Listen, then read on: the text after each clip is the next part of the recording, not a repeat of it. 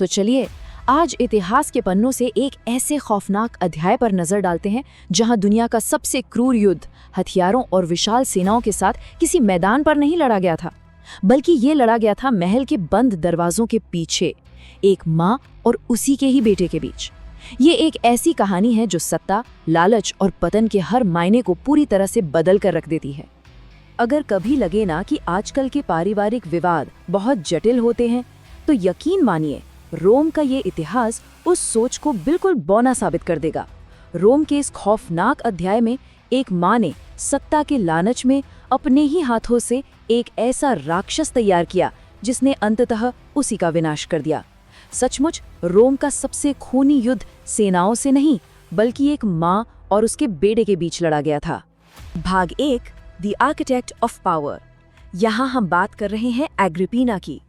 अब एग्रिपीना कोई साधारण महिला बिल्कुल नहीं थी।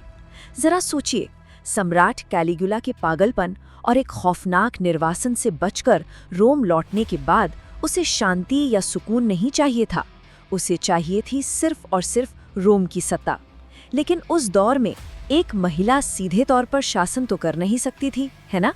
इसलिए उसने एक बेहद निर्मम योजना बनाई, अपने किशोर बेटे के जरिए रोम पर राज करने की योजना। और सत्ता पाने की उसकी ये रणनीति एकदम सटीक और रोंगटे खड़े कर देने वाली थी। सबसे पहले रोम के सम्राट और अपने पति क्लॉडियस को रास्ते से हटाने के लिए उसने लोकुस्टा नाम की एक पेशेवर हत्यारी को काम पर रखा। क्लॉडियस को धीमा असर करने वाले जहरीले मशरूम खिलाए गए और एग्रिपीना वो बिना पलक झपकाए अपने ही पति को तड़प तड़प कर मरते हुए देखती रही। इसके बाद उसने बड़ी चालाकी से असली उत्तराधिकारी ब्रिटानिकस को दरकिनार किया और अपने बेटे नीरो के लिए सिंहासन का रास्ता एकदम साफ कर दिया। अब इस पूरी घटना में जो बात सबसे ज्यादा चौंकाती है वो ये है कि रोम की इतनी बड़ी सत्ता संभालते वक्त नीरो की उम्र महज 16 साल थी। मतलब वो सिर्फ नाम के लिए सम्राट था, असली डोर तो पूरी तरह एग्रिपीना के ही हाथों में थी। वो भरे दरबार में नीरो के सिंहासन के ठीक पीछे खड़ी होती और उसे हर आदेश फुसफुसाकर बताती थी। यहाँ तक कि उसने अपने चेहरे वाले सिक्के तक ढलवाए। नीरो तो बस एक कठपुतली बनकर रह गया था। भाग 2, अ ट्विस्टेड स्ट्रगल। खैर, हम सभी जानते हैं कि कोई भी राक्षस हमेशा आज्ञाकारी नहीं रहता। माहौल तब बहुत तेजी से बिगड़ने लगा जब नीरो ने अपनी हदें लांघनी शुरू कर दी। उसने एक्टे नाम की एक स्वतंत्र महिला को अपनी प्रेमिका बना लिया और एग्रिपीना के लिए ये सिर्फ कोई राजनीतिक खतरा नहीं था, बल्कि ये उसके उस पूर्ण और दम घोटू नियंत्रण को एक सीधी चुनौती थी। इस रिश्ते का स्याह पहलू इतना विकृत था कि रोम के लोग भी अंदर तक डर गए थे। टैसिटस और सुएटोनियस जैसे जाने माने इतिहासकारों ने कुछ बहुत ही अजीब घटनाओं का जिक्र किया है, जैसे पालकी के कुशन पर मिले कुछ संदिग्ध दाग और शराब के नशे में किए गए हताश चुंबन। भले ही ये ऐतिहासिक विवरण थोड़े अस्पष्ट हों, लेकिन ये निर्विवाद रूप से साबित करते हैं कि सत्ता को अपनी मुट्ठी में बनाए रखने का वो जुनून अब एक बेहद विषैले और दम घोटू नियंत्रण में बदल चुका था। भाग 3, द इम्यून टारगेट। यहीं से शुरू होता है नीरो का मनोवैज्ञानिक रूप से टूटना। अब उसकी नफरत सिर्फ राजनीतिक नहीं थी, ये पूरी तरह से व्यक्तिगत और बहुत गहरी हो चुकी थी। महल के हर कोने में अपनी मां की मौजूदगी से घुटते हुए नीरो ने अंततः एक बेहद खौफनाक फैसला लिया। उसने तय कर लिया कि अब वो अपनी मां एग्रिपीना को हमेशा के लिए कब्र में दफना देगा। और यहाँ कहानी में एंट्री होती है मिथ्रेडेटिज्म की। ये दिखाता है कि एग्रिपीना कितनी व्याकुल थी और वो पहले से ही कितनी भयानक तैयारी करके बैठी थी। इस अभ्यास के तहत उसने सालों तक रोजाना जहर की थोड़ी थोड़ी मात्रा ली। जरा सोचिए, उसने अपने ही शरीर को रोम के सबसे पसंदीदा हथियार यानी जहर के खिलाफ एक अभेद्य किले में बदल लिया था। उसे बहुत अच्छे से पता था कि एक न एक दिन कोई उसे मारने की कोशिश जरूर करेगा। अब जरा उस खौफनाक रात के निजी रात्रि भोज की कल्पना करते हैं। नीरो ने लोकुस्टा द्वारा बनाए गए दुनिया के सबसे घातक और विशेष जहर का इस्तेमाल किया। वो अपनी माँ को वो जहर मिला हुआ खाना खाते हुए देखता रहा और इंतजार करता रहा, लेकिन कुछ भी नहीं हुआ। एग्रिपीना ने शांति से पूरा भोजन समाप्त किया और नीरो की ओर देखकर एक ठंडी खौफनाक मुस्कान दी। वो जानती थी कि नीरो ने क्या किया है और नीरो समझ गया था कि उसका सबसे घातक जहर पूरी तरह से बेअसर हो चुका है। भाग 4, द सिंकिंग शिप। तो जब इस अमर लक्ष्य पर सूक्ष्म रसायन विज्ञान फेल हो गया, तब नीरो को समझ आ गया कि अब उसे इंजीनियरिंग का सहारा लेना ही पड़ेगा।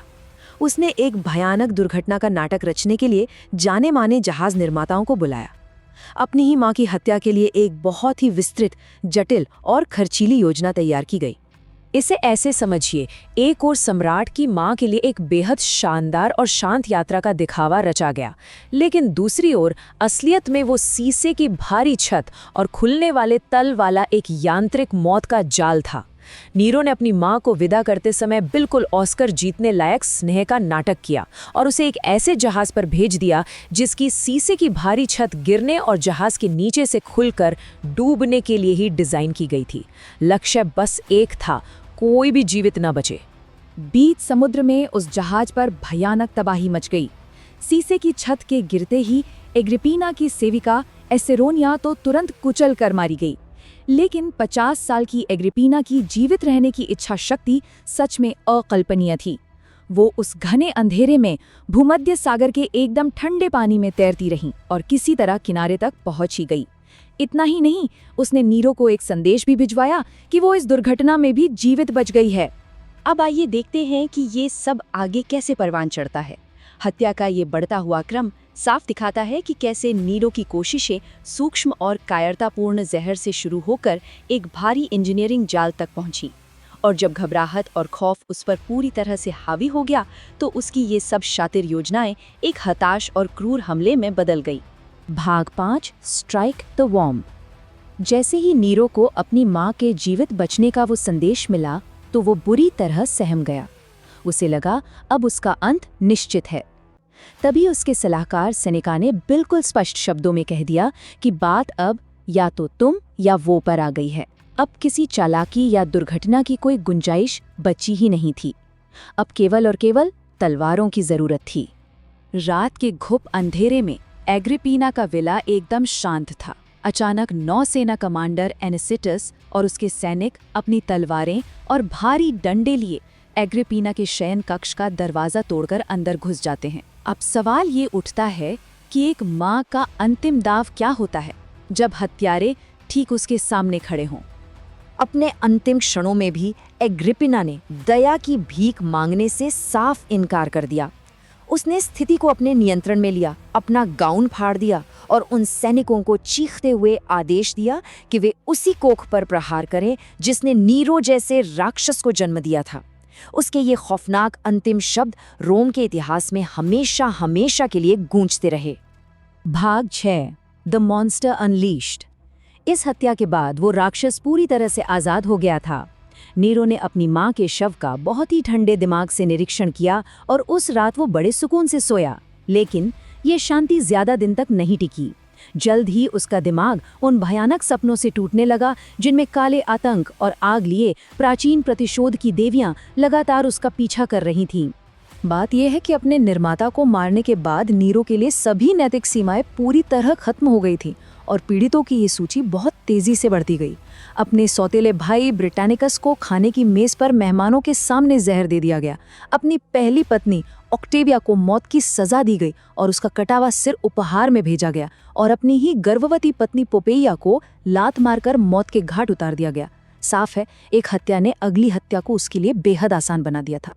इतिहास की सबसे गहरी विडंबना तो ये थी कि रोमन सीनेट, जो कभी एग्रिपीना के सामने सिर झुकाती थी, उसी ने उसकी हत्या पर खड़े होकर तालियां बजाईं।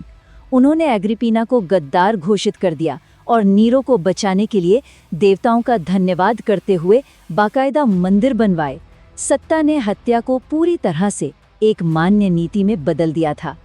अपनी मां से तथाकथित मुक्ति पाने के बाद नीरो तानाशाही की अंधी गहराइयों में पूरी तरह डूब चुका था।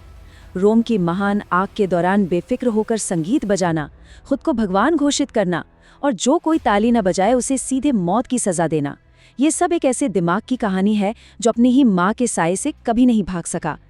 एक तरफ रोम राख हो रहा था और दूसरी तरफ नीरो खुद को नष्ट कर रहा था।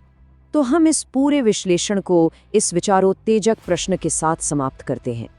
क्या नीरो उसी क्षण एक राक्षस बनने के लिए अभिशप्त हो गया था जब उसकी मां ने उसके सिर पर ताज रखा था?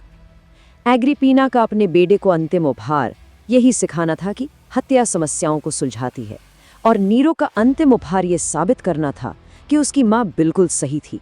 कहते हैं ना, दानव जन्म नहीं लेते, उन्हें सही शिक्षक की जरूरत होती है। इस खौफनाक ऐतिहासिक कहानी से मिलने वाले सबक पर विचार जरूर कीजिएगा। इस चर्चा से जुड़ने के लिए धन्यवाद।